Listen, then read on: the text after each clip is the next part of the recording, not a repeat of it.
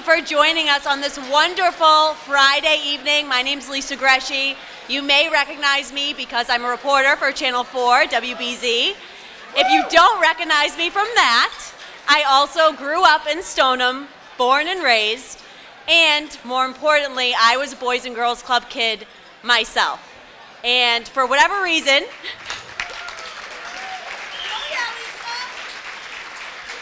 they put up with me. I was actually a part of the dance program when they had it there, and we would have our recital in the gym, and no one told me that I was actually a horrible dancer. I have no moves at all. But they still showed me love and support, and maybe that's why I feel the need to also show my love and support. And that's what's important here tonight.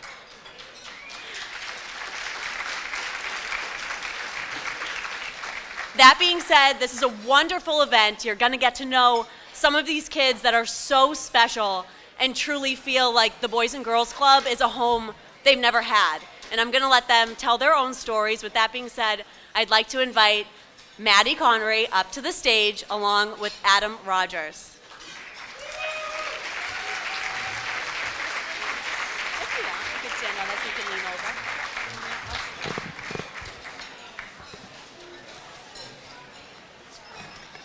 Tonight, I have the honor of welcoming you to the Bill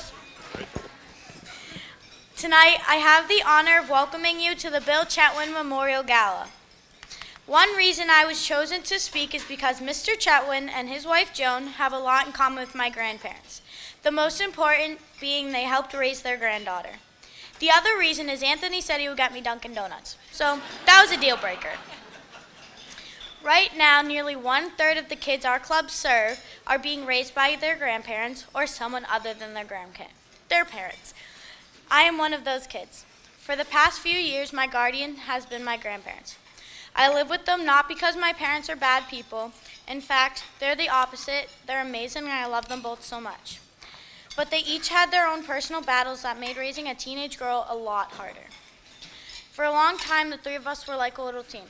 We did everything together, from movies to Starbucks trips to little family getaways.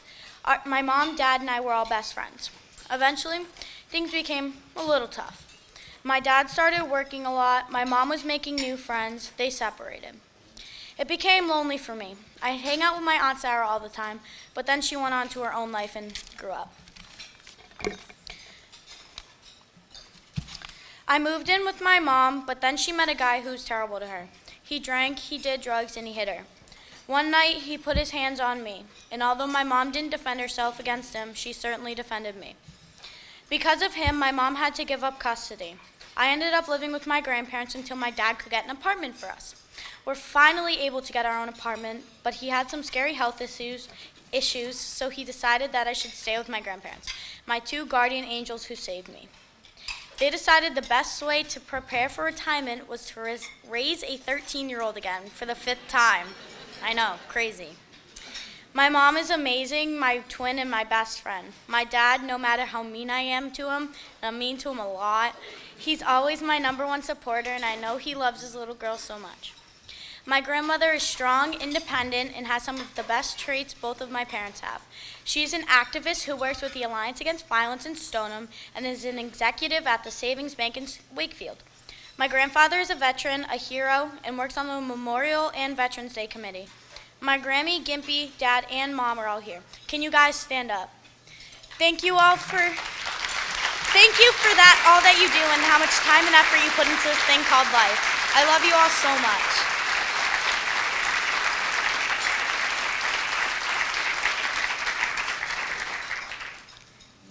I didn't appreciate them all at first. I had nowhere to go. I was angry that I didn't see my mom as much and I couldn't be with my dad. I was angry that I had to switch schools and leave all my friends. I would get into arguments with my grandparents. Here's the funny part. I even ended up getting my door taken off because I would slam it. I was mad at everyone and everything that crossed my path. It was my Grammy who decided to take me to the Boys and Girls Club so I could make new friends. But I remember walking in, it was cool. I met some people. I remember I was shocked by how happy all the kids were and how friendly the staff was. They took time to learn my story. They listened to me when I had a tough day at school. They listened to me when my best friend wasn't my best friend anymore. They're the best people to be around when you're not in a good mood. They even reward you if you get a good grade on a test or quiz. The culture of caring about each other, the culture rubs off on all of the kids. We all care about each other. We all worry about each other. We all look after each other. For example, I became best friends with an older girl named Alexis. She's a club kid who has been through a lot as well. She became like the big sister I never had. I never knew Bill Chatwin or his story, but the staff tell me the culture of caring about each other came from leaders like him. He helped start our clubs, and tonight we officially renamed the Gala to the Bill Chatwin Memorial Gala.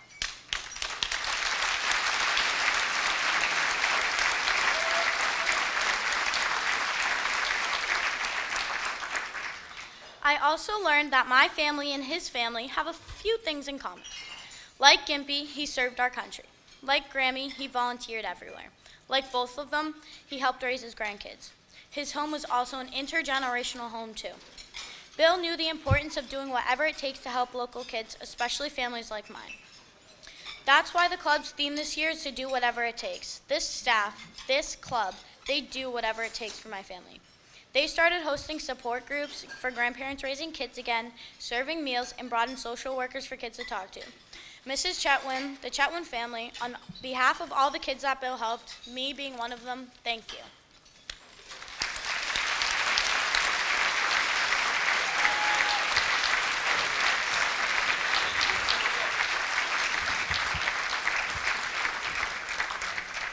I don't need the stage. It's a little bit taller. So it's my honor to welcome everybody to what will henceforth be called the Bill Chatwin Memorial Gala. It's truly a daunting task to sum up Bill's many contributions to our world. I could talk about his military service, I could talk about his work on the school committee, the Scholarship Foundation, or the Human Rights Coalition. I could talk about Bill as a wonderful neighbor, a wonderful friend, and a committed Wakefieldian. But where I really got to know Bill was his service to the Boys and Girls Club. He was the heart and soul of our board of directors since long before I arrived in this role 4 years ago. Whenever we were losing perspective, whenever we were in danger of labeling somebody as the other, Bill would always calmly step in and say, "I'm sure if we bring everyone to the table, we can work something out." I think his philosophy and his legacy is summed up quite well in a poem that he would read at our meetings sometimes. It's The Bridge Builder. An old man going on a lone highway came at evening cold and gray to a chasm vast, deep and wide, through which was flowing a sullen tide. The old man crossed in the twilight dim. The sullen stream had no fear for him, but he turned when safe on the other side and built a bridge to span the tide. Old man, a fellow pilgrim near, you're wasting your strength with building here. Your journey will end with the ending day. You never again will pass this way. You've crossed the chasm deep and wide. Why build this bridge at evening tide? The builder lifted his old great head. Good friend, in the path I have come, he said, there followed after me today a youth whose feet must pass this way. This chasm that has been not to me, to that fair-haired youth may a pitfall be. He too must cross in the twilight dim. Good friend, I am building this bridge for him.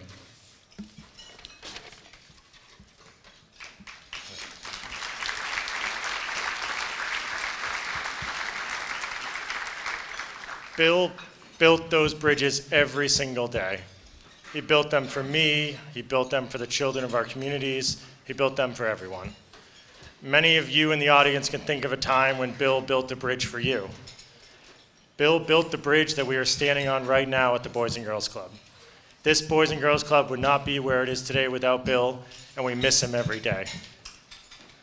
Bill used to close every email with a friendly reminder to enjoy the day. And from this day on, this gala will always be a chance to just do just that, to enjoy the day in his memory and his name. Now, I'd like to invite Joan and the rest of Bill's family up to present them a plaque officially dedicating this event to Bill's memory.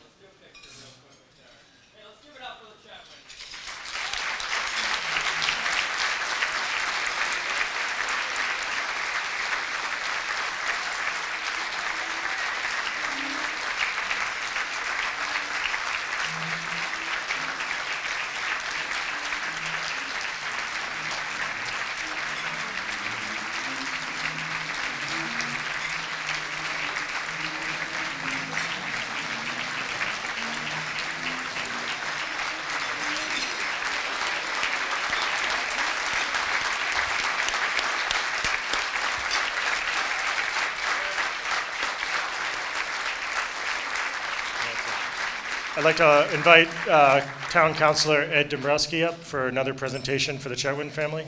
So.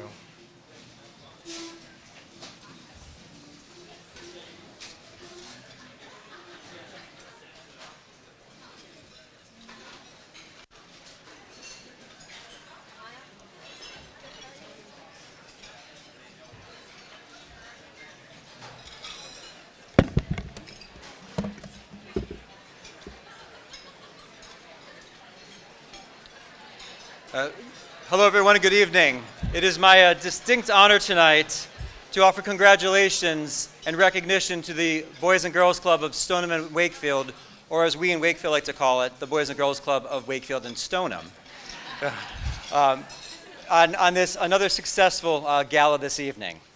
Now, I was recently speaking with Anthony, and I was really struck by the impact that this club is making on our Wakefield community. 68% of the students who attend the Galvin Middle School come over and participate in the club. 68%. That's really a pretty incredible and staggering statistic, and a very positive one at that. The Wakefield Clubhouse at the AmeriCal has really been the center, the second home for so many of the children in our Wakefield community, and we are incredibly indebted to the Boys and Girls Club for offering all that they do for the youth within our town. Moving forward, I look for opportunities for our town to strengthen our ties with the Boys and Girls Club, to make better connections, to make stronger connections, to make those bonds and make those roots even deeper than they are today. Wakefield Boys and Girls Club, you are a special part of our community, and I am proud to celebrate this special evening with you on behalf of the entire town of Wakefield. This is a night that's made even more special, however, by the rededication and the recognition of a titan of our community, the late Bill Chatwin. So without further ado, I'd like to present this citation of merit to the Boys and Girls Club of Stoneham and Wakefield, and I'll read it aloud for everyone to hear. It says, whereas the Boys and Girls Club of Stoneham and Wakefield has provided tremendous programs and services for Wakefield families and children after school, over the summer, during school breaks, and has embraced the town of Wakefield as demonstrated by its tremendous community partnership over the years.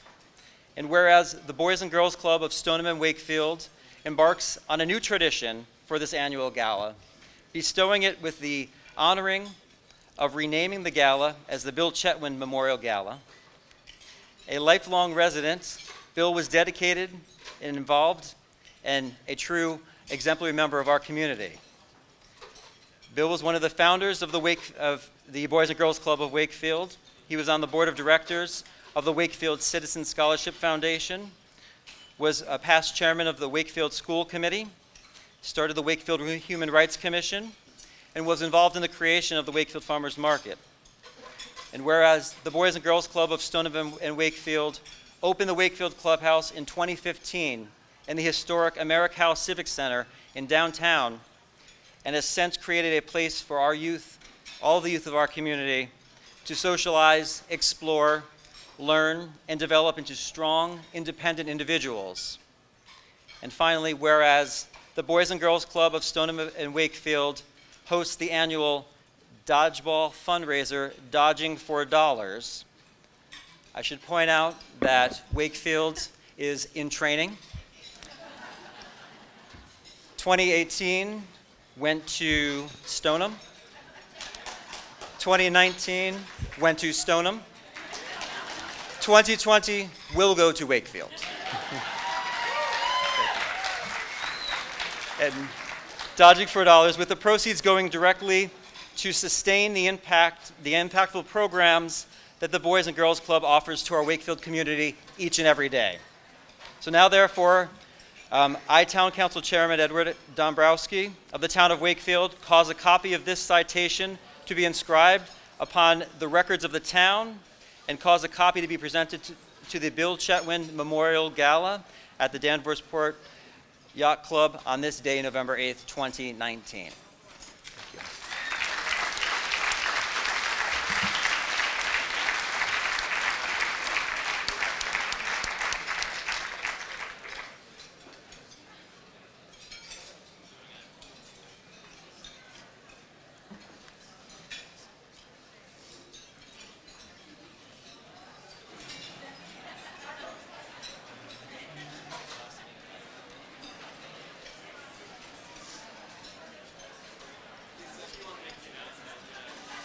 Hi, I'm Jimmy with the Boys and Girls Club, and you are? Alyssa. Hi, Alyssa. It's great that you're here. So you've actually been at the Boys and Girls Club before. Yes, I've been here for 9 years. 9 years. That's a really long time. What first brought you to the club? Well, first it was just a place to come because my parents were always working, but then after a few weeks of coming here, I've began to build relationships and build bonds, and it's some place that's it's not your normal after school program or summer camp, and I kept telling my parents that they needed to sign me up. So 9 years. Clearly you had a plethora of options of where you could go and what teams you could join, and it didn't have to be here. What kept you here for 9 whole years? What kept me here was one, probably the staff, because they're always supportive and they push you to keep going, and they're telling you to do things because they know you can do it, and they are optimistic about what you can do with your future. So you've been here for 9 years. What would you say is your favorite part? Probably now the teen program. How is that different than the regular club? Well, you go on different trips. You can go to Canopy. We went to meet Patriots players. We went to a Red Sox game, and you just get to do totally different things rather than stay in the Civic Center all day and stare at the ceiling. So the Civic Center is where the main club is in Wakefield. Yes, that is correct.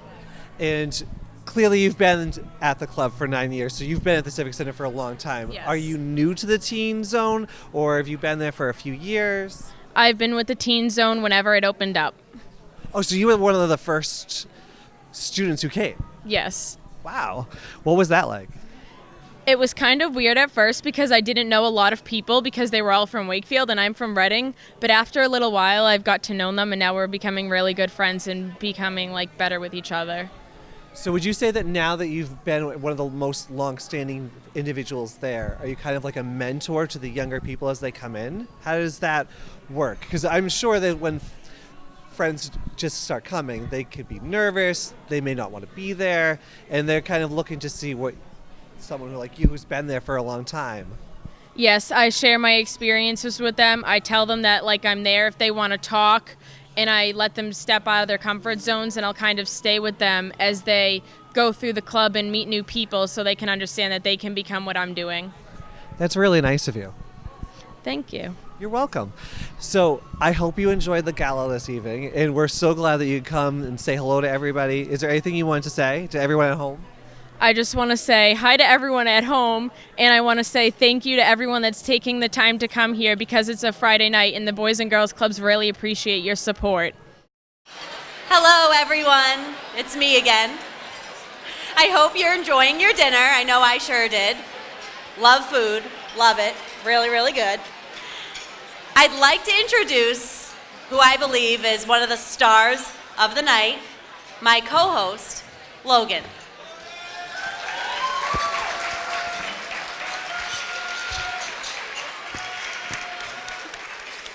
Hello, everybody. Hi. Hello. So, welcome to the Bill Chatwin Memorial Gala, right? Thank you, Lisa and Maddie, for the testimonial to Bill Chatwin. Now, I want you to do something for me. If you've been to a Boys and Girls Club Gala, you know it's going to be an emotional night, so just get your tissues ready. We'll hear powerful tributes and testimonials from staff, honorees, and our members. We'll also try to make you laugh and, most importantly, raise some money. I need to start by doing one quick thing. Anthony, will you help me demonstrate? I need everybody to raise their smartphone high in the air for me, please. Got them up. Yeah, get them up. Now. Good enough.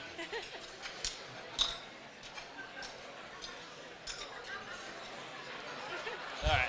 Okay.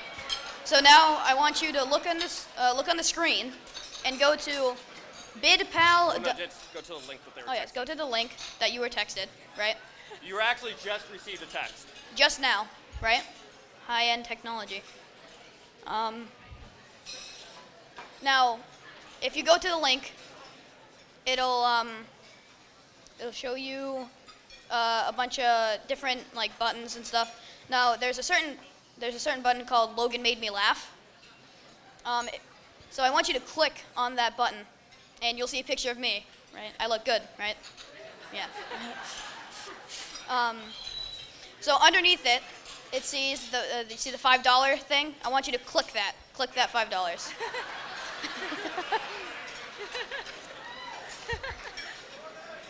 Thank you for your $5 donation to the club. Go you! Yeah. Speak closer to the mic. Yeah. So throughout the night, if I make you laugh, this will allow you to donate $5 to the clubs. Now, of course, you don't have to do this, but it'll be very appreciated. Okay, anyway. At any point you feel like giving money, you can do it right through your phone. We'll also take cash, checks, etc. Tonight is about doing whatever it takes to give our kids hope. Hope is all young people have.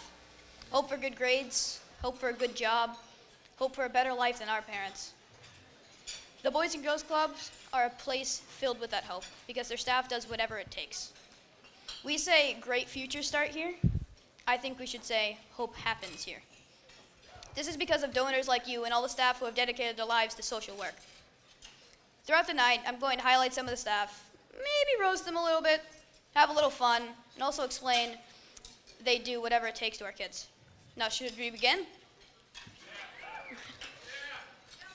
Let's begin with Adam Rogers. Adam is our CEO. For the past 4 years, Adam has led this organization.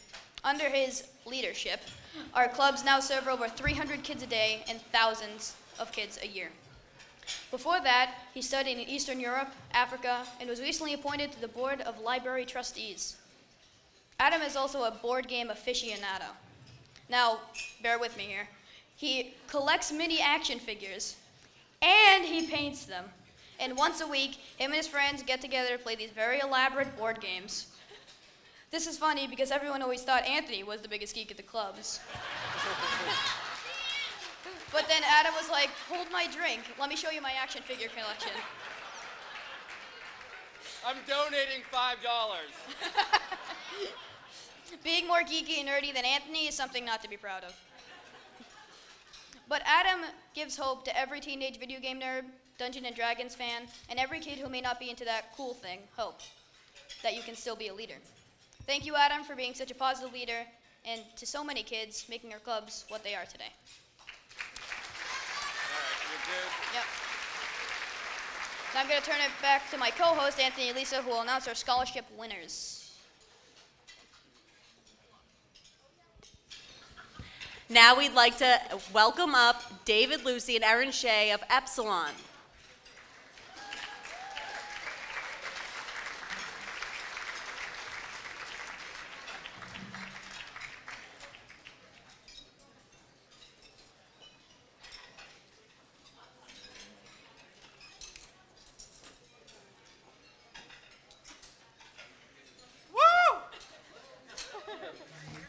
If you want to use for Logan. I was going to say, if I get on this, be like a giant. So, hey everyone, I'm Dave Lucy with Epsilon. Erin.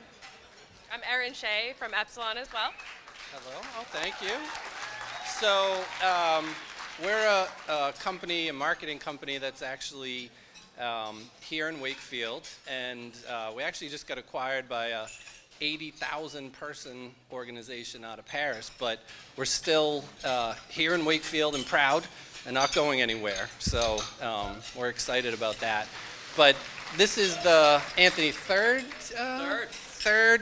Epsilon scholarship that we're happy to give out. Our associates do a lot at the club.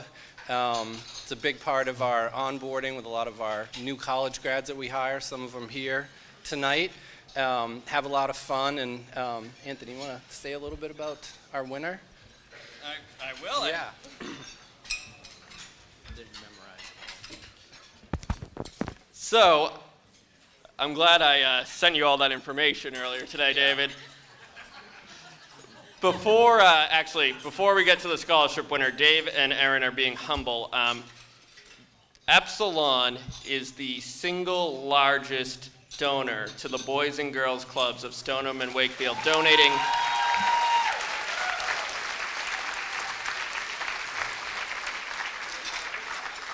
In the time we've known them, over the past few years, they've donated $400,000 to our Boys and Girls Clubs.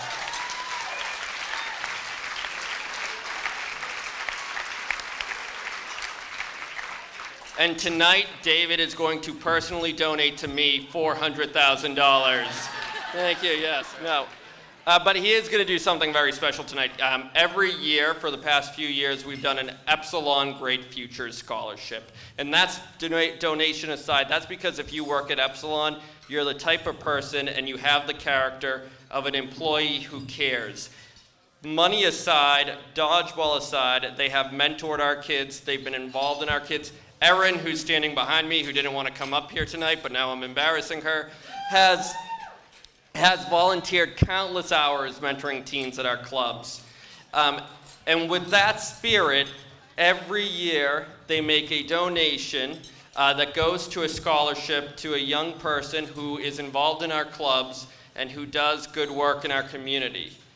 This year, they've chosen, and we've chosen, a candidate who really does whatever it takes for our kids. It started in high school. He's been a club kid all his life. Before that, his mother was a club kid. He's from Stoneham, Massachusetts. He is studying right now at Southern New Hampshire University to be an early education teacher. Let's give it up for teachers. Well,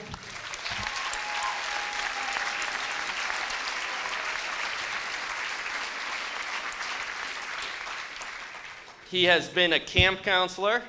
He has worked at every single fundraising event I have begged him to work at. He has volunteered countless hours. And, you can usually tell where a child gets their values.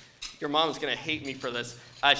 Joe gets his values from his mom, who works just as hard as he does for the community. So, without further ado, Joe, I'm going to invite you up. We'll take a quick photo, but our Epsilon Great Futures Scholarship winner of 2019-2020, Joey DiBartolomeo.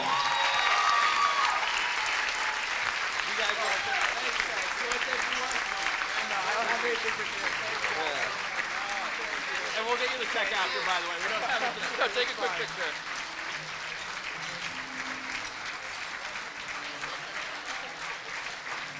What a weird angle here. Well, Logan, there's big boxes in the way. All right, we're ready. Logan's step stool. Look at that. Thank you guys so much.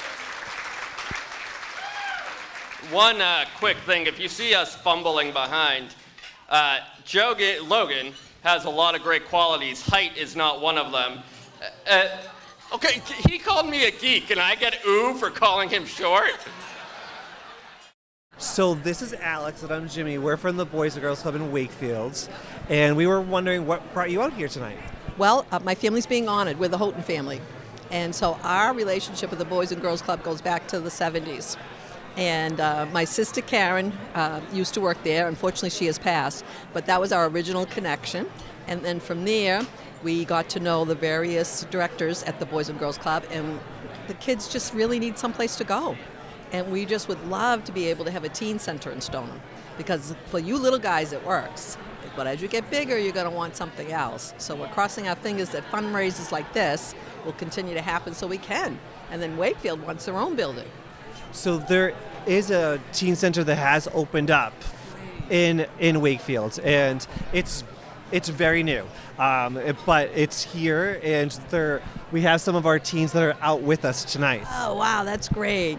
Yeah, because the kids, when I was growing up, the community really was a community. Now everybody's working, everyone's doing something, so the kids really need someplace to go and have some fun and be safe. I mean, we're so glad that someone like Alex could come out tonight. I was asked to come kind of choose someone. I was like, oh, well, that's a no-brainer. I'm going to ask Alex. And he jumped right on board. So you're a star, I can tell. Yep. Alex, you want to tell her what you enjoy about the club? What I enjoy about the club are they have a lot of fun activities. You can play a lot of stuff. There are a lot of great staff members, and it's just a perfect place to be. Now, do you have computers and all that too? Yep. That's great. Good. And an entire room. Yeah, there's a special computer room, and that's usually one of the more popular rooms. Oh boy, yeah. It's mostly used for homework, though. Yeah, never any games at the computer room, right, Alex? Never. I believe you. All right. Well, thank you so much. We're so glad that you got to come out this evening, We're excited for tonight, and I just hope we raise a lot of money. and we're glad that we're honoring you tonight. I hope we keep this club running. Now we'd like to invite Jeff Ekberg of Life Care Center of Stoneham to give a second scholarship.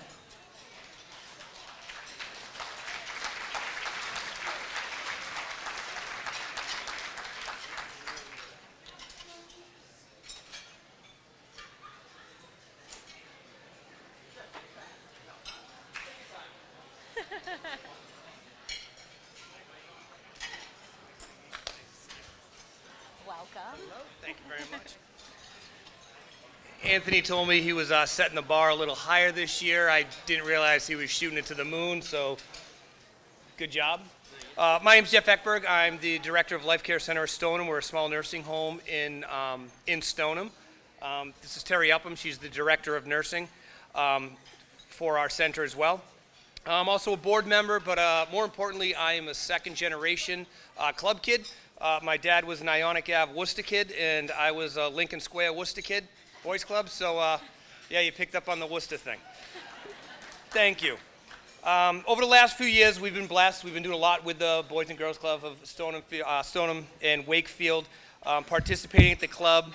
We've been doing holiday dinners, and the best thing about it is we've been able to smash someone in the face with dodgeballs every year, which is very cathartic because sometimes we go up against our competition, and it's thank you. It's a blessing. We worked with Artem and Anthony this year to see how we could better assist with some of the club's missions of helping the kids reach their full potentials. With that, we came the creation of the Life Care Clinical Education Scholarship. It's a $1,000 scholarship. We're very excited that we're able to do it this year. Terry. I don't normally read off of cue cards. The goal of the scholarship was to assist a student to reach their goal in becoming a member of the healthcare community, whether it be nursing, specialized medicine, physical therapy, or any other of the multi-disciplines of the healthcare field. Life Care wanted to support those with compassion, empathy, and caring to reach their goal. The criteria for the individual to win the scholarship included their activities in and out of the school, their academic performance, an essay on which motivated the candidate to go into the healthcare field, the candidate's involvement in the Boys and Girls Club, and the scholarship, how the scholarship would help them reach their goals. Jeffrey? Thank you. Wow, yes. I love the cue cards. The winner of the scholarship has a very impressive resume. She's involved in figure skating, dance, best buddies. She's college hockey cheerleader with extensive community event organizations. She's a student nurse association. She is in the honors program at our university, and she participates in the Relay for Life. She works for 2 years as a lifeguard down at the pool, at the Hall Memorial Pool. She was motivated to go into nursing by her mom, who is herself a nurse. This, she understands her desire to make a difference and help people and be motivated. Her experiences at the Boys and Girls Clubs has helped her better understand focus, the power of being responsible, and the dedication of community, service, and inspiring other people as well. So this year's winner of the Life Care Scholarship is Irina Pfeiffer. I'm going to make some money right now. Irina could not be here because she had a Best Buddies event, which makes her better than every single person in this room. So if you feel guilty, you should make sure that you bid extremely high on the silent auctions. There's a picture of Anthony on your phone. If you click on him, he will actually give you $5. But if you click on the cute kid with a bow tie, you can give him $5 back and everything works out. So thank you very much, and thank you, sir. Thank you, Jeff. I love it, man. All right. You too. Thank you very much. See you. Nice to see you.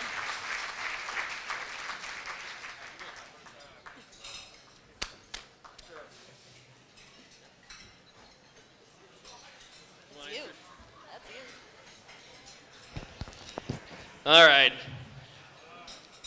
I get the honor of reintroducing Logan Gallagher.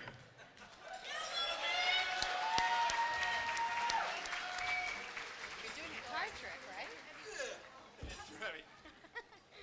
Logan just asked if that was too heavy for me. As most things are. Anyway, before we get to our honorees, I want to share briefly my club story. I've had a blessed life, like my hero, Anthony Guardia. I'm handsome, charming, tall. Anthony, what did you write? I can't read this. No, if you just... Okay, all right. I have really had a blessed life, though. My parents and step-parents who are here tonight are amazing. I have good friends, good teachers, and a good place to go after school. Where else could I go after school? I could go to robotics club, drama club, practice my great comedy, or hang out with some of the coolest adults I've ever met, like Joe Morano and Joey D'Alessandro. Definitely not Anthony, though. Where is Anthony Guardia's wife, Teresa? There she is. Anthony and Teresa had their first child a few months ago. Congratulations.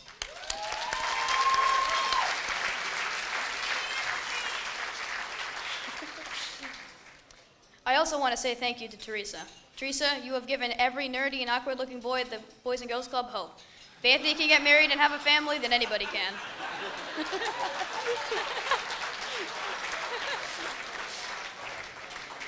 On a more serious note, Teresa, you're smart, you're pretty. No one understands how you could be with Anthony. So, if for some reason you're being held against your will, just cough twice.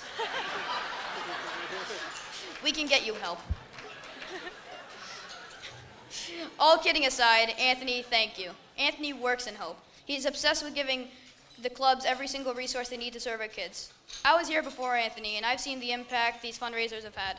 Anthony's and donators like you are here tonight and made our club so great. Anthony's work partner is Katie. Katie Moore, where is she? Where'd she go? Oh, there she is, there she is. Don't forget to buy raffle tickets.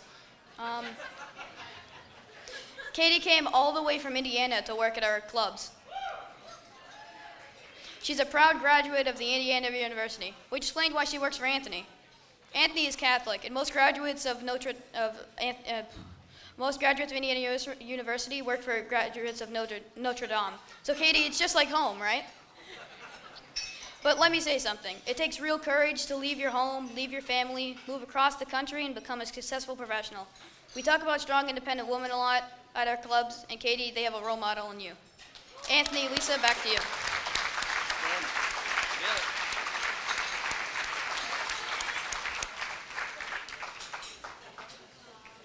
Logan's the best, isn't he? Let's give it up for Logan.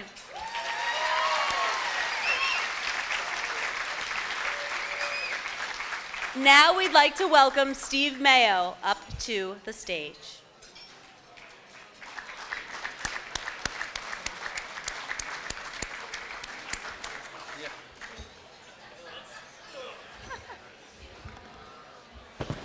So Anthony got me back. I had to follow Logan. What a horrible person. Wonderful.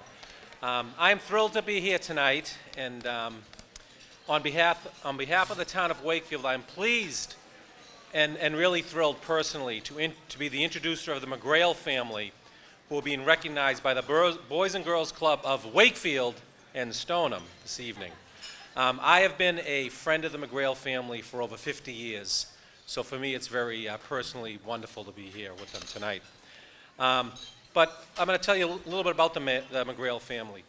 The McGrail family has been a part of the history and the fabric of the town of Wakefield for over 100 years. Anne and Richard McGrail emigrated from County Mayo, and that's spelled M-A-I-O, in Ireland to the United States in the early 1900s. I really thought they'd get a better laugh. Really? M-A-I-O? I guess it really didn't. Okay, I'll try it again later. Upon arrival, they immediately settled in Wakefield, where they planted the McGrail roots and the McGrail family tree, which would grow and flourish in Wakefield. Anne and Richard McGrail had 3 children: Anne McGrail Santa Maria, the Italians got in there somehow, right? Dorothy McGrail Hagan, and the youngest child, Richard, sometimes better known as Dick McGrail. When Dick McGrail was only 5 years old, his father Richard was tragically killed in an industrial accident while working as a public servant for the transit system in the city of Boston. Dick and his two sisters would never forget that sad day that they were pulled from for their classes at St. Joseph's Elementary School just a week before Christmas to go home where they learned of the loss of their father. Anne was left alone in a relatively new country, a new town, to raise 3 children on her own. Thankful, family members who also settled in Wakefield from Ireland and many Wakefield families and neighbors provided her support and assistance throughout the years. Anne never remarried, and she got a job cleaning houses on the west side of Wakefield to support her children in an effort to provide them and future generations of the McGrails opportunities that she never had. All 3 of her children, Anne, Dorothy, and Dick, never left Wakefield. They would eventually marry and buy houses in that same west side neighborhood of Wakefield where they raised their families together while always staying close and being there for each other in times of need. All 3 were liked and very involved in the Wakefield community. Daughter Anne and her husband Steve Santa Maria, a Bronze Star recipient of World War II, were widely known as 2 of the most giving and kindest people in the community.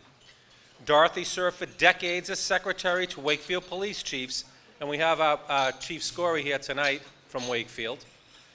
Her only child, Mark Hagan, is a retired colonel of the United States Army. Dick's best friend from childhood was former Wakefield executive secretary to the then Board of Selectmen John McCarthy Sr.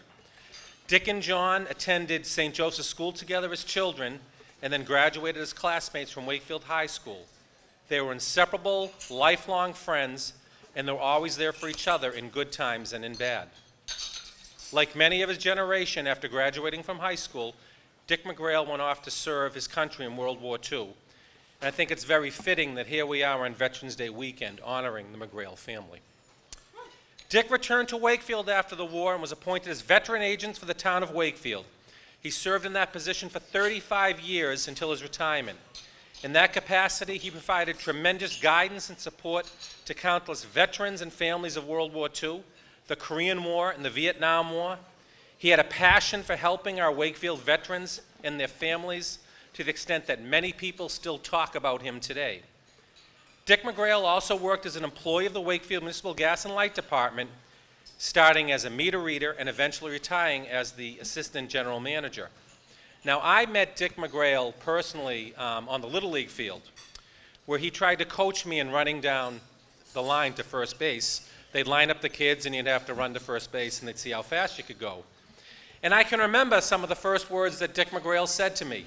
"Mayo, you got a refrigerator on your back. Get moving." Okay? That was maybe one of his failures. Failures never got much faster, but I tried. In 1986, the Wakefield Municipal Gas and Light Department dedicated and named their Wakefield Avenue facility after Dick McGrail. At that facility is a plaque that nicely summarized Dick McGrail's legacy in Wakefield. It reads, Richard J. McGrail, community leader, veteran, public servant. How wonderful is that? Those few simple words, really wonderful. But if you would ask Dick McGrail,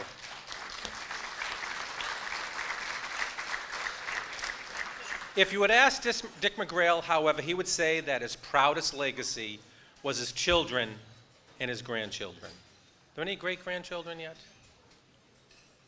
Yes? And his great-grandchildren. Okay. Dick set a high bar of civic engagement, helping others for his 6 children, who were all raised in Wakefield and attended Wakefield Public Schools. And I'm happy to say that I've met all of them. Tom McGrail served as superintendent of the gas division of the Wakefield Gas Department for decades. Kathy McGrail Conley worked in the Wakefield school system for a number of years. Christine McGrail Marshall is an honors graduate of Tufts University with a degree in chemical engineering. Chris served as a lead chemist for Coca-Cola in Atlanta, Georgia, and then Anheuser-Busch in St. Louis. Her passion to work with children, however, led her to leave the corporate world and become a high school chemistry teacher in the state of Michigan. Dr. Kevin McGrail is an honors graduate of Tufts University and Tufts University Medical School. Kevin's professional published bio as the world's renowned neurosurgeon, yes, I did say brain surgeon, reads as follows. Chairman of neurosurgery at Georgetown University Hospital and professor at Georgetown University School of Medicine since 2003. He treats both adult and pediatric patients. Dr. McGrail received his medical degree from Tufts in 1983, was elected to the Alpha Omega Alpha Honor Society. He completed his residency in neurosurgery at the Mass General Hospital, where there, Dr. McGrail was also a research fellow in neurobiology at Harvard Medical School. Subsequently, Dr. McGrail received advanced specialized training in complex cranial and spinal surgery at the Mayo Clinic in Minnesota, spelled M-A-I-O. A little bit better that time.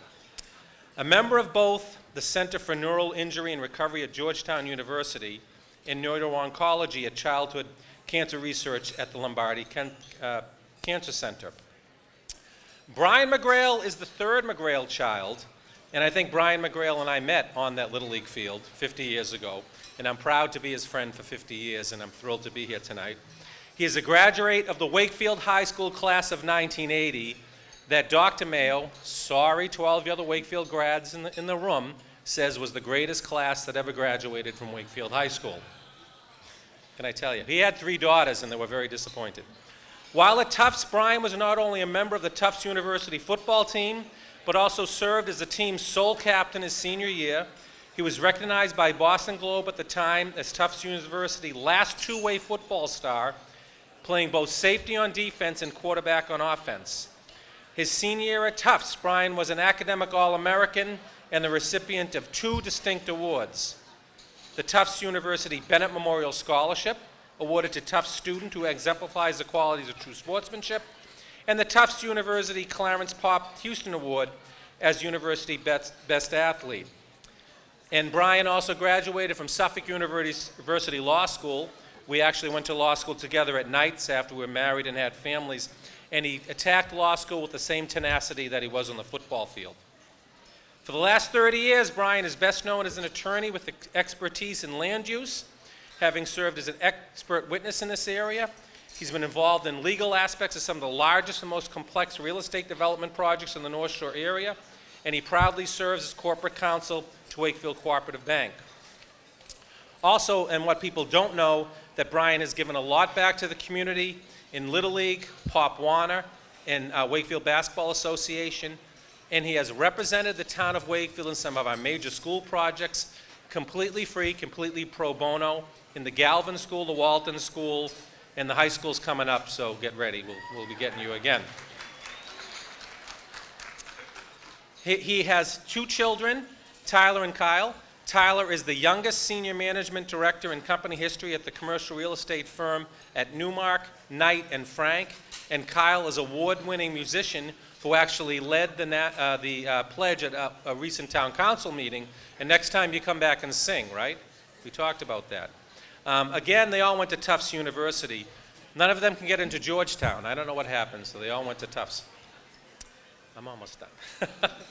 In 1970, Steve McGrail is last but not least. I call him Stevie because people call me Stevie, and people call him Steve.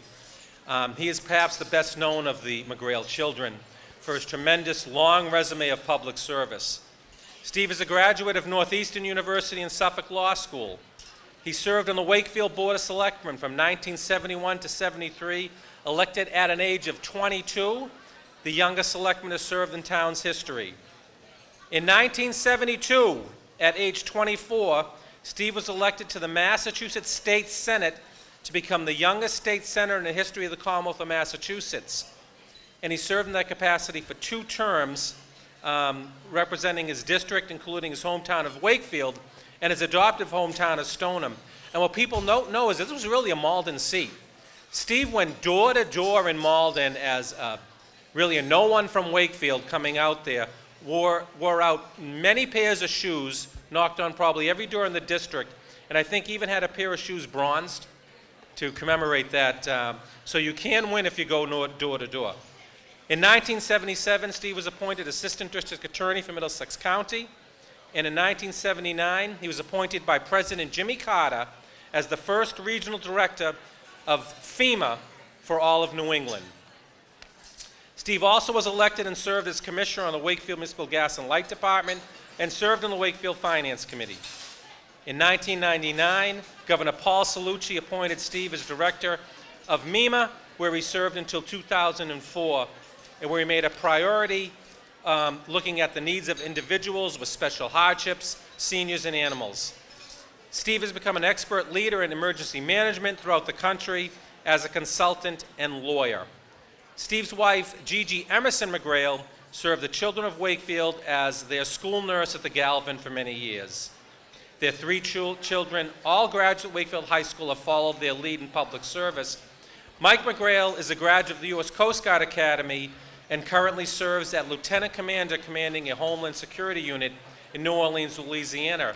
And interestingly enough, Hurricane Harvey hits Texas, and they bring in people from all over the country. My son, who's a lieutenant in the Coast Guard, is manning the base in Port Arthur, and in walks the brass, with Mike McGrail, and they're introducing Mike McGrail to Justin Mayo, and Mr. McGrail says, "Yes, I know Justin Mayo." Gave him a few points. He still had to go out in the storm. Didn't help him. His twin sister, Kate McGrail, has a master's degree in public health and is a public health servant at Johns Hopkins in Maryland. Their youngest son, Mark McGrail, is serving as sergeant on the Washington, D.C. Metropolitan Police Short. And again, I am so proud to be here today to talk about 50 years of fellowship with the McGrail family. Well deserved, but I am nowhere near as proud as Ann and Richard McGrail are, looking down on that tremendous legacy that they started over 100 years ago in Wakefield. Thank you, and thank you to the McGrail family.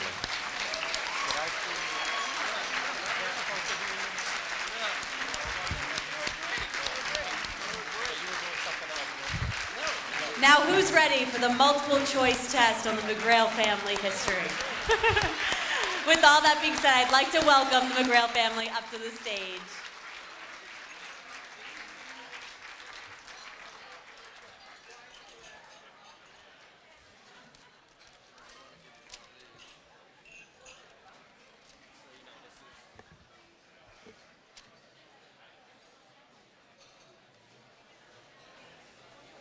Thank you, everybody. My name is Brian McGrail. I'm speaking on behalf of my entire family tonight. The first comment I would like to make that it is quite evident from the young speakers tonight what a great job the Boys and Girls Club is doing. Just a tremendous effort by those young people. I'd also like to thank Steve Mayo on behalf of our family for his kind words. I'd also like to thank everybody for attending tonight. I'd like to also congratulate the other honorees tonight, C4 Analytics, and the Holton family, who's seated next to us. I will say I've had the pleasure of working as co-counsel on a number of legal matters with attorney Charlie Holton. Charlie is a tremendously well-respected leader in our profession and a great friend of mine. So congratulations, Charlie, and your family. I also want to mention the tremendous respect and admiration that the McGrail family has for Bill Chatwin, Joan, and the entire family. Bill Chatwin was a giver of his time, energy, and resources to make the quality of life of others better. He succeeded in doing just that, and he is sorely missed by both the Stoneham and the Wakefield communities. I'd be remiss if I didn't mention the fact that Steve Mayo mentioned that my father, Dick McGrail's lifelong friend, was John McCarthy Sr. John McCarthy Sr., who my father referred to as a Wakefield legend, was by my father's side his entire life. They went to St. Joseph's School together. They went up through high school together. When my father was 5, as Steve mentioned, unfortunately he lost his dad in a tragic accident, and John was there for him even at that age, and in all the way growing up in all the way through high school. John McCarthy Sr. is a very special guy to my dad, our family, and to the entire Wakefield community. I know his son John Jr. came tonight, and we'd like to thank him for being here.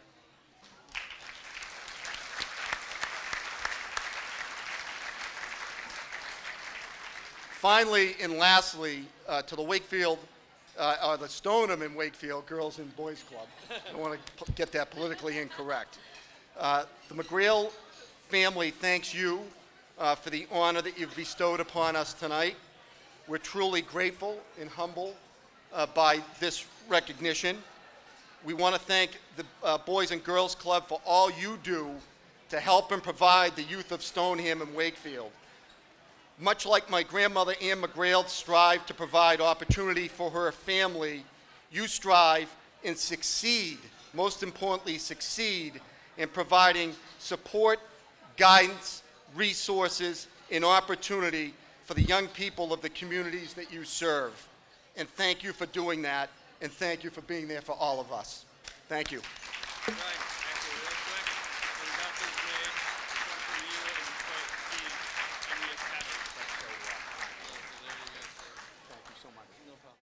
Hi, Nick. So this is Alex and I. My name is Jimmy. We're at the Boys and Girls Club in Wakefield. And what brought you out tonight? Absolutely. The Boys and Girls Club is a tremendous foundation, and we're close friends with the Stoneham Wakefield Boys and Girls Club because, bottom line, we're here for the kids. It's all about the kids, and we're a firm believer that our youth is our future. We have to continue to inspire them, but they inspire us. And we're just so happy to be here. It's year over year. We're always here, and month after month. You know, there's such a great team over there at Stoneham Wakefield, but it's just being there for the kids, and they bring a smile on our face. And whatever we can do to give back, make an impact, donate our time, resources, money, whatever it takes. Well, we're so glad that you came out to do that tonight. And the Boys and Girls Club couldn't survive without it. Oh, well, I don't think our community could survive without the Boys and Girls Club. It's such a rich, amazing foundation, and the energy of the kids is incredible, and we're just so happy to be a part of it. Thank you very much for coming out. So I picked, out of everyone, I picked Alex because Alex is one of our stars. Yeah. He is such a great kid, so I really wanted to make sure he could come out and kind of see behind the scenes. Sure. Alex, how you doing, bud? I'm doing great. Good. High five. How old are you, Alex? I am currently 11. Currently 11. All right. Awesome. Fantastic. What's some of your favorite things to do? At the Boys and Girls Club? Yeah. The activities, there are ping pong tables, foosball tables, there's a gym. It's a lot of fun stuff. Nice. Excellent. Fantastic. What's your favorite? You have a favorite sport you play? Yep, soccer. Soccer. Oh, that's a fantastic sport. I played soccer growing up. I'm so proud of you. That's fantastic. You won't believe this, but as soon as he's done here, he's going to play a game. Yes. Indoor soccer? 8 o'clock. 8 o'clock tonight. 8 is great. Nice. What position do you play in soccer? All of them. Yeah, that's the best way to go. Well, keep playing hard, and most importantly, have fun. Thank you. Absolutely. Thank you. Thank you very much. Thank you, We Jimmy. really appreciate it. Pleasure meeting you. Pleasure meeting you, Alex. All right, have a good night. Thank you. With that said, I'd like to ask Cameron Bain and Sharon Iavani to come up and do our second honoree. Where's Sharon? Oh. Steve, I promise I won't outdo you. I only have 10 pages. So, when I was asked to introduce the Holton family tonight, I hesitated, because while you might not believe it, I am in fact very, very, very uncomfortable standing here before all of you and speaking about a family whom I've had the pleasure to know for many years. I'm truly afraid I can't do them justice, so I'm going to read this instead of trying to do it from memory. The Holton family has a legacy of community service, civic engagement, and philanthropy. A value instilled and modeled in the family by Francis and Leon Robert Holton, the parents of Charlie, Jan, Kathy, and Karen. The Holton family grew up in Stoneham, attended Stoneham schools, and involved in local activities from a very early age. I met Charlie first as I began my career as the executive director of the Stoneham Chamber of Commerce. He was a former past president. and a director on the Chamber's board, and served as our unofficial counsel for many years, always willing to answer a question and provide me with guidance when I needed it. Charlie served on Stoneham's ice skating rink building committee in the early 70s, as a selectman for almost 5 years, and on a variety of civic communities over the years. He was a 40-plus year member of the Stoneham Youth Hockey Program, serving as both a volunteer and a coach. Currently as the director and coach of the midget team. He is a longtime member and past president of the Rotary Club of Stoneham and a current president of the Stoneham Cable Access Television Board of Directors. Charlie's lovely wife, Maureen, was a member of the Open Space and Recreation Committee, and she was instrumental in the recreation of the Clara Steele Tot Park behind Town Hall in the 1990s. Through Charlie, I met Jan, currently chair of the board of Stoneham Bank. Jan became a mentor and friend to me during my chamber years when she was president and CEO of the bank, a place where she spent her entire working career of over 40 years. Jan was also a past president of the Chamber of Commerce and a director. She serves on the Stoneham Retirement Board currently as the chair, as vice chair of Zoo New England Board of Directors, on the Winchester Hospital Board of Trustees, and is a longtime member and past president of the Rotary Club of Stoneham. Jan also serves as treasurer on the Mystic Valley Elder Services Board of Directors and is a former director on the Greater Boston Stage Company Board of Directors. During my career at Stoneham Bank and my work with Jan, I came to hear about her sisters, Kathy and Karen. Catherine dedicated her life to the field of higher education administration in a variety of locations, both nationally and internationally. In her final position, she settled in Folly Beach, South Carolina, where she was recently named Citizen of the Year for her many contributions to that community, overseeing a number of celebrations and events throughout the year, including last week's Folly Beach Halloween Carnival. 2 weeks ago? Whenever. Okay.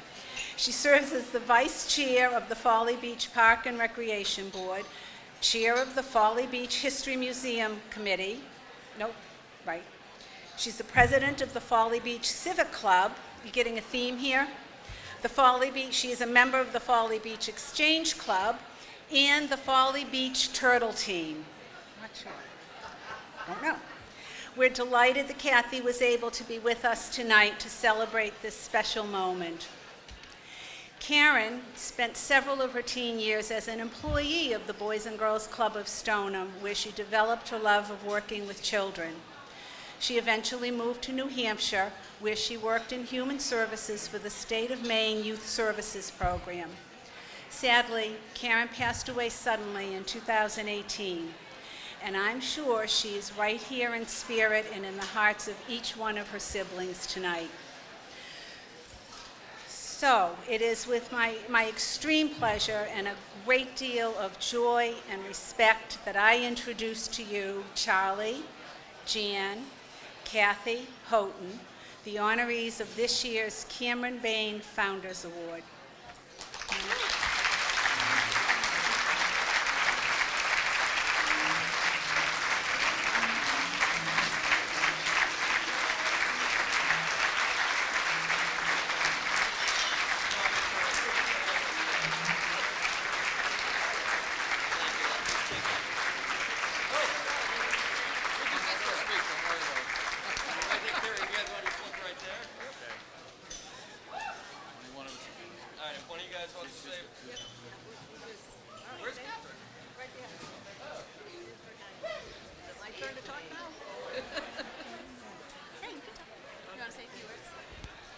Thank you so much for this recognition. My family is so honored to receive the Cameron Bain Award. And Sharon, that was a very kind introduction. Thank you so much.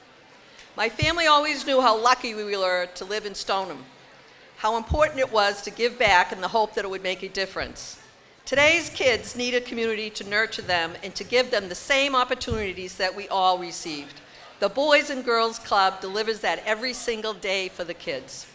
My family's wish for tonight is that you will join with us in bringing the dream of a building in Wakefield and a teen center for Stoneham to life.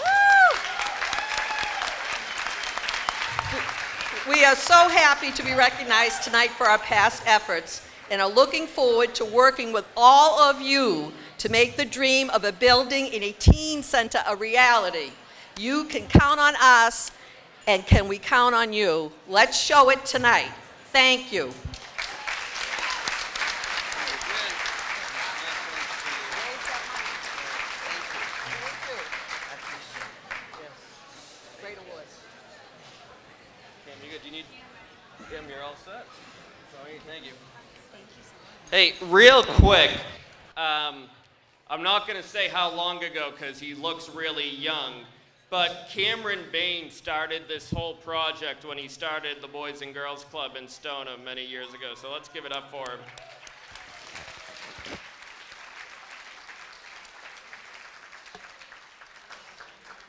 So I have to make a very important announcement. I was told to make it today. We have a saying at our clubs that performance reflects leadership. And by that, we mean an organization takes on the character of their leaders.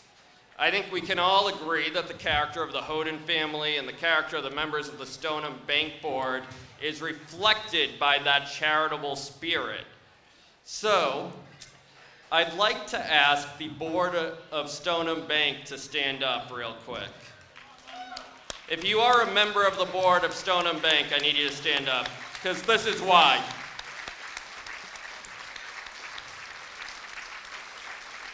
Oh, if you're clapping now, you have no idea.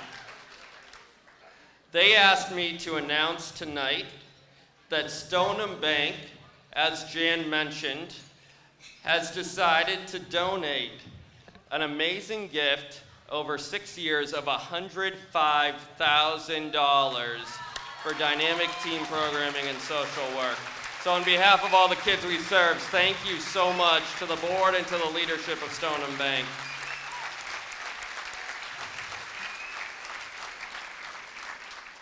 So I say we just run into C4. So, with that said, I asked to personally introduce the last honoree tonight, and then we're going to get to our testimonials and our final fundraising. The reason I did that is because I personally remember in October of 2016, a little company based in the terrible town of Saugus. That's C4 Analytics, by the way. By the way, I'm surprised making fun of Saugus didn't get more. Reached out about adopting a family in the holidays. I went in, I met with a woman named Sarah Bushnell. I noticed that the company was relatively young, and I mentioned this random new dodgeball fundraiser we were starting. They came to that game with 70 players. It was insane. It was a human resources nightmare.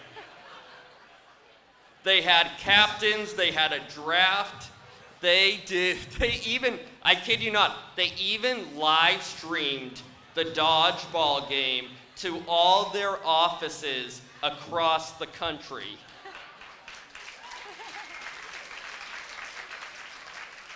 And for the past few years, they have been the highest fundraising company at Dodging for Dollars. But it's not just dodgeball. They've hosted career days. They've adopted families for the holidays. They devote a day a year to doing capital work at our clubs. And like dodgeball, they go all out in these things. Last year, they adopted a family from a single mother who all she wanted was a Nintendo Switch. She knew that wasn't possible, so she looked for something else. C4 got them a Nintendo Switch plus some. It was amazing. She was in tears. Everything they do, they go over the top. They've done thousands of dollars worth of capital work. Everything C4 does, they blow up. No, get it? C4, blow up. It's like a day. Yeah. Eat that, Logan.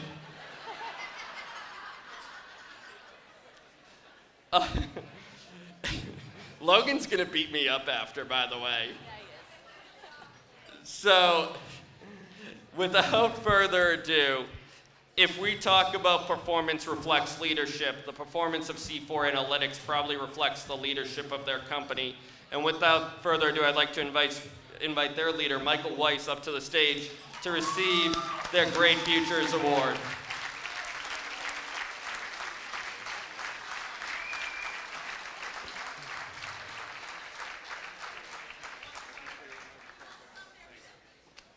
Oh wait, everybody's coming up? Everyone's coming up. Nice.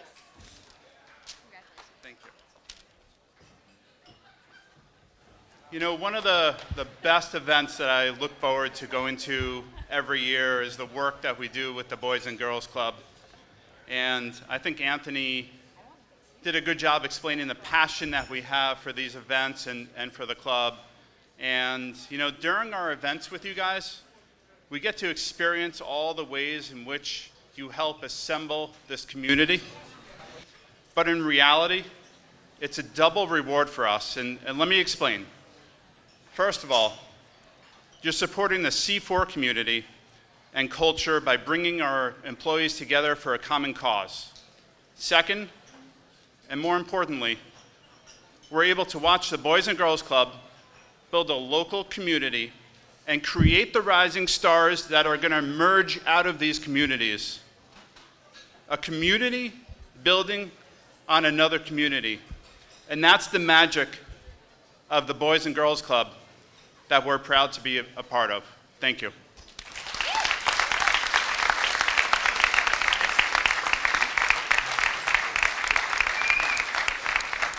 Logan, will you join me up here for a sec?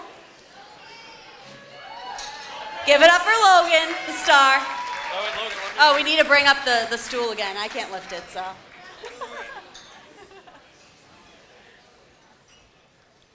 Hi, I'm back. That Anthony guy just doesn't seem to stop talking, does he? Oh, I lost your speech. Oh, yeah. Trying to sabotage me? Yeah, sorry. Okay, well. Before our testimonials, we should talk about some of our social workers. Joey D'Alessandro, our teen director. Him and Joe Morano are the reason we're having a plated dinner tonight. Denver Sports saw them and said absolutely no buffet. They love food.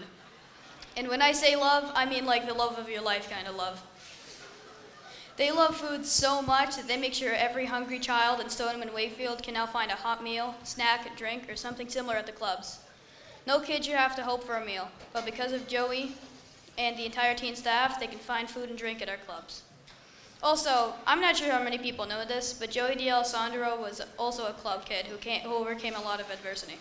Became a social worker and started the teen programs at our clubs from scratch. Joey, thank you for giving every kid who had to overcome addiction in their family, hunger, or every other struggle hope.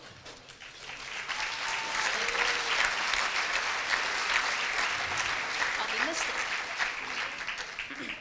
I wish I could stand here and tell you about every staff member. Amanda, Chris, Donna, Marino, Diana, John, Brianna, Aaron, all the part-timers, and many others we could have had this night dedicated to just them. Tonight's testimonials, they're emotional, but they're also hopeful because of the people I've talked about. I know for the past year or so we've been working on buildings and teen centers, and like all of you, I'm so excited. But the truth is, to the kids, the buildings don't matter. Okay, they matter a little. I mean, we'd like to have toilets that work.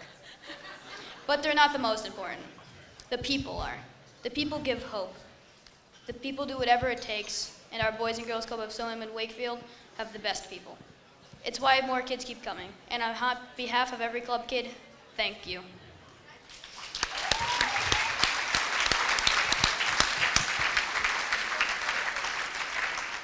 Finally, the staff isn't alone. They can't do what they do without you. Your donations make their work possible. So again, on behalf of every club kid, thank you as well.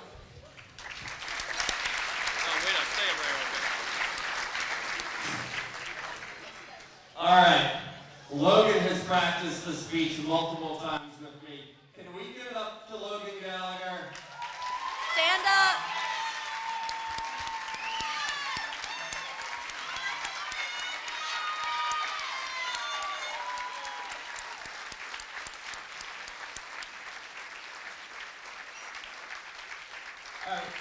try this one more time. If you thought let's do a little survey. This is how it's gonna work. It's gonna be between me and Logan, all right? If you think Logan's great, give him a round of applause.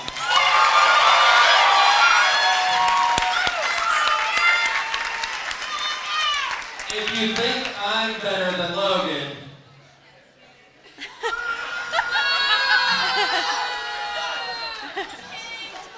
just for the record, every day when I walk into work, if the kids they actually boo me. It's true. It's true. Thank you so much. You did great, man. Thank you. By the way, why didn't I use this earlier? This is great. Much easier than leaning over the stool. Oh, yeah.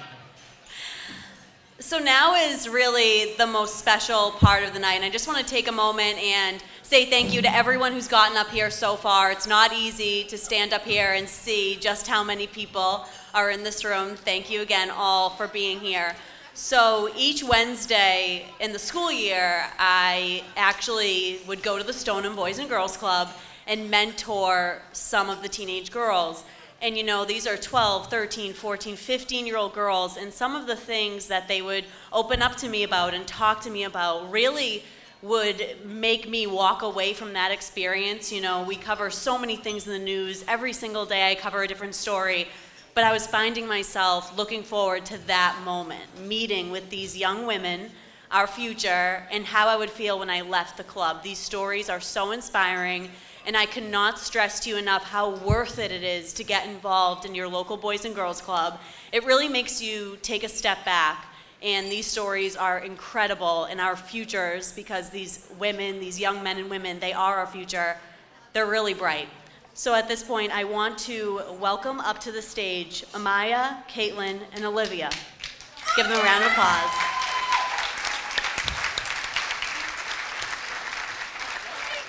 So who's first? Olivia, I lost your speech. No, you didn't. This is why they boo me.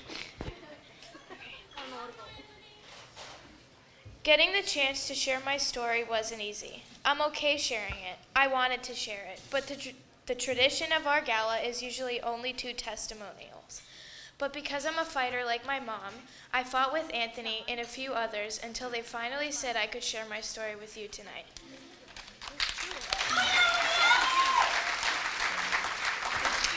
Most people loved Fridays and hated Mondays. I was the opposite. I hated Fridays and loved Mondays. That's because my parents divorced when I was young, and I'd have to visit my dad every weekend. Those weekends were the worst weekends of my life. My dad was abusive my entire life, but it got really bad in middle school. All he would do is yell, hit, and call me names. He insulted me, making me feel really insecure. I would have told my mom, but he would threaten to hurt me. After moving, we started visiting the Boys and Girls Clubs of Stoneham and Wakefield. My friends went there and the staff was so nice, especially the teen staff. I started to feel comfortable being there, but as soon as Fridays came, I started freaking out. At the clubs, they teach a lot of practical skills, things like science, technology, engineering, art, and they even helped me pursue singing. But those weren't the skills I needed to learn at the clubs. I needed to learn I was worth something. That's what the clubs taught me. They taught me I had value. Almost a year ago, I told my mom everything. My mom did what she always does. She fought back, and I haven't seen my dad since.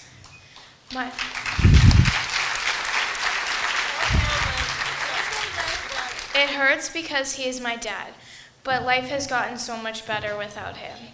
My mom had one more fight, though, one that was a lot tougher than my dad. About a year ago, my mom was diagnosed with cancer.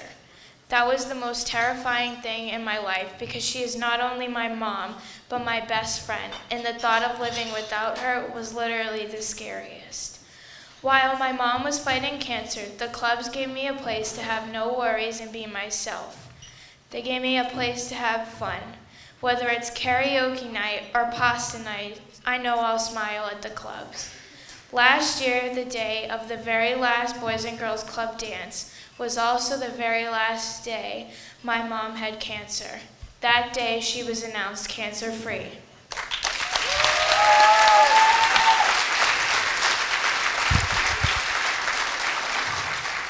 Throughout it all, my stepdad was by our side. He's not my real father, but he's the best dad anyone could ask for. Most importantly, even though my mom needed to take care of herself, she still was always the first person to take care of us when we needed something. Tonight, I hope you'll donate. I hope you'll donate for every kid who needs to hear something positive. I hope you'll donate for every kid who needs a compliment. I hope you'll donate for every kid who needs someone to help them fight. Put it this way, if my mom and I are fighters, the club is the person in our corner, tonight, before the evening ends, please don't donate to my corner, our Boys and Girls Clubs. Thank you.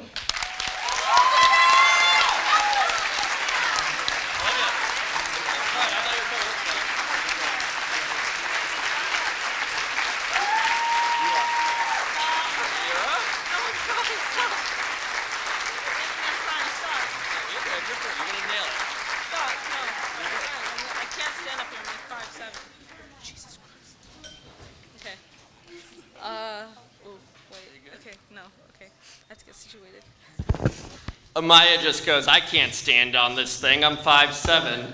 You got this. Hey, let's give it up for Amaya. I can't. Okay, You want to? You can do it. You want me to do it with you?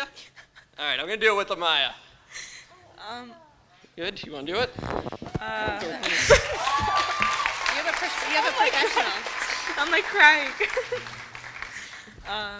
Let's give it up for Amaya. She can do this. That's so embarrassing. Hi, I'm Amaya. Just read it. Yeah, I can't see.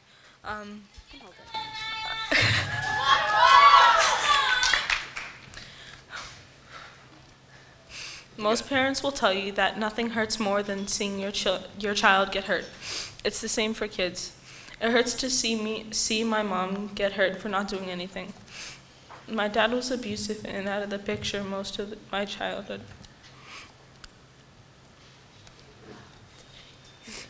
Want me to read it with you? I got it. Don't worry. It's all right. You got this. When my mom...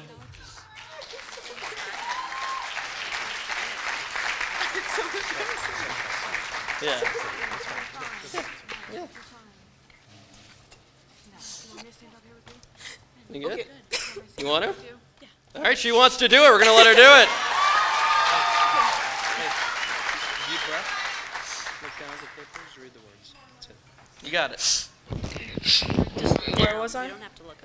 Yeah, don't look at them. They're not even that good looking. Don't look at them. Wait, where was I? When my mom. Okay. When my mom left him, it didn't get better right away. We lived in some crappy areas. I lived in Roxbury, Dorchester, and different shelters. We weren't allowed to go outside because it was dangerous. Sometimes we would all have to sleep in the same bed, but no matter what, my mom would always take care of us. Throughout this whole process I felt towards my dad, I took it out on my mom. Then something happened. I noticed it was my mom who was at every birthday. It was my mom at every Christmas and Thanksgiving. It was my mom who was always buying us new clothes and shoes and whatever we wanted and never buying herself anything. My mom would have us sit for dinner and not eat anything sometimes because we wouldn't have enough. Seriously, even now, my sister and I have to fight with my mom for her to get herself something. My mom is my hero. She is the most courageous person I know. She took 3 kids, left my dad, and started a new life in a different surrounding. My mom is here tonight. Mom, you are intelligent, charismatic, and strong and outstanding.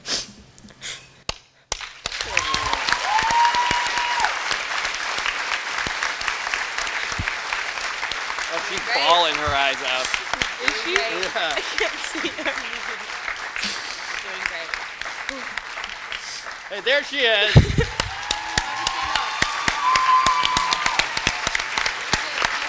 I can't see her. Good. You got a standing applause already. Wait, you're right there.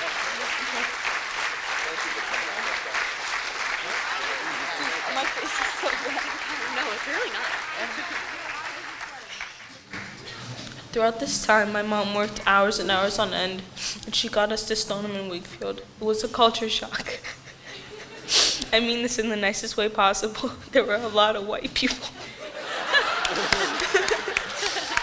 in Stoneham and Wakefield. A lot of girls with straight hair and a lot of people who didn't look like me. It was tough. I didn't fit in. I didn't have anyone to talk to. Then we ended up at the Boys and Girls Club of Stoneham and Wakefield. I never saw empathy from strangers until I came to the clubs. When my mom worked late, they'd let us stay later. When I was sad, they'd ask what happened. And when I came from a place where I didn't want to hug anyone to a place where these strangers told me they cared. Soon they stopped being strangers and became friends. The best part of the clubs, at least for me, is how much my little brother likes it. He is one of the first at the clubs every day, and seeing him happy makes me happy. Every day after school, we'd go home, we'd sit around and be bored. I don't care where you're from, bored kids stuck at home is a recipe for trouble. Now we have a homework room, a tech room, a teen room, a gym, and lots of staff who care. So I'm gonna end by doing something I don't like to do. I'm gonna ask for help. Not for me or my brother, but donate for women like my mom. Women who need places like the Boys and Girls Clubs so they can provide a better life for their kids. All right, give me a hug. Oh, you did awesome. You did awesome. You did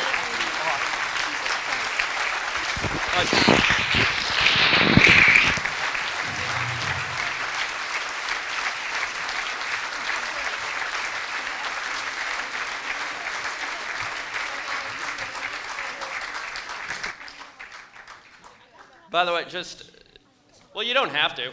Just FYI, these are all club kids who volunteered tonight, and I think, I don't know about you, but one part that just almost got me is the fact that they all just ran up to hug Amaya. I think that was amazing, so kudos to you guys.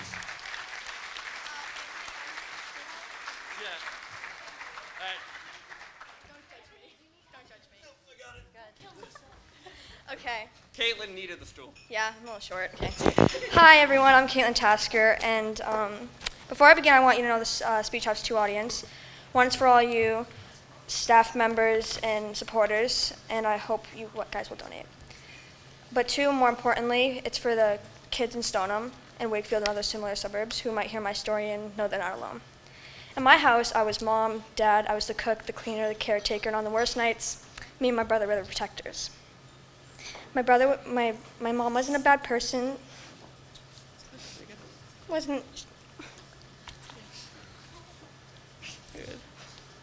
She was an addict. And my dad wasn't a bad person either. His demon was alcohol. As I got older, it became more and more obvious. My mom was always sleeping. My dad always got drunk and angry. Oh my God, I can't remember this. Okay. While they had their issues, they did try. My mom loved us, and she wanted to be the best mom in the world, but she just wasn't. She did show me how to change a diaper, though, and my dad taught me how to cook breakfast food, and they taught me the skills that would become my survival skills. I knew the issues were becoming worse when my little sister would keep crying in the middle of the night, and my mom was passed out, and my dad wasn't home or also passed out. She needed her diaper changed, she had to be fed, and I would wake up, change her diaper, feed her, and put her back to sleep. It would get worse by the time I was 9, when no one was home for dinner. It got later and later, and everyone was hungry. I and my brother cooked everyone late night breakfast. I didn't really know what was going on at the time. I just knew my siblings needed me. At first, these were rare occurrences. It was once a month when I would have to be all night with the baby or cook dinner for the other kids. But once a month became once a week, and once a week became nearly every day. I'd pray on the nights of big tests or important school days that the baby would sleep through or the night, or maybe my mom was sober enough to take care of her, or maybe my dad wouldn't be yelling or slamming things. Where was I? Okay.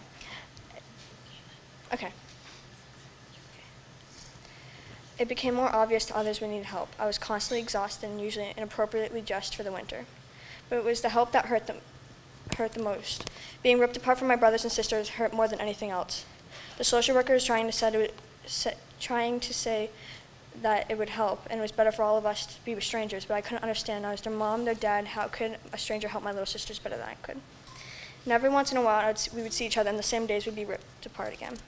I don't say this because I want your pity. I don't want you to feel bad for me or my siblings, because this story does have a happy ending. My sister and I went to a camp for children in foster care, and we met a camp counselor named Elise. Elise, stand up. She's over there. Yeah.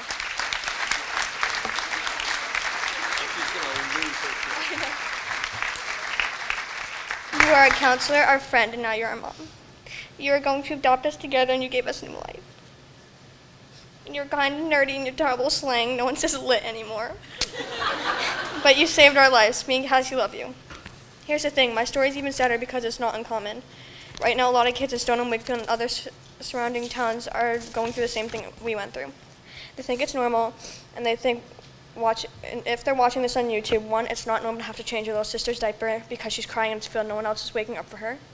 Two, it's not normal to have to give your sweatshirt to your younger sibling because you're outside in the middle of winter and you don't have any other clean clothes. But here's the thing about towns like Stoneham and Wakefield. You're not alone. Just 2 years ago, a young woman named Ashley spoke at the same event which had a very similar story. She was one of the oldest like me, and she had to take care of her family. We have a lot in common. Do you know what else we have in common? We both found the Boys and Girls Club of Stoneham and Wakefield. We found counselors who care, we found social workers to talk to, and we found activities to do. We made friends here, and I love going to the club, and more importantly, my little sister loves it. So if any kid finds this video on YouTube, please know that you're not alone. Come to the clubs, find me or Ashley to talk to us, talk to anyone. And for everyone here tonight, please help me and help all the other kids like Cassie and I. Thank you.